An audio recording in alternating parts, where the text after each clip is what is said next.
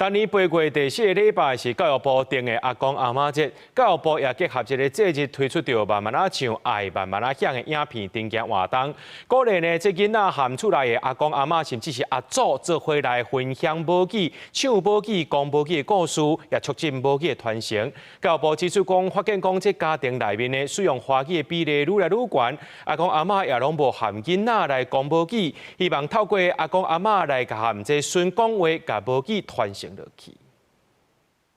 歡呼三，歡呼四，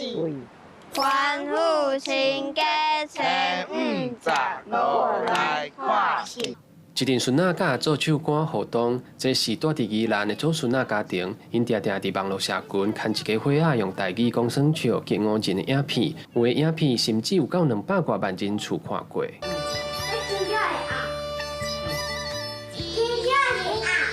囡仔的爸爸講，因為家己是阿嬤帶大漢的，台語真自然就成做家庭的使用語言，而且囡仔佇學校都會當學華語、英語等等其他的語言，要傳承台語，就應該為厝裡開始講。全世界攏去保存家己的語言，我嘛想要甲阮家己的語言去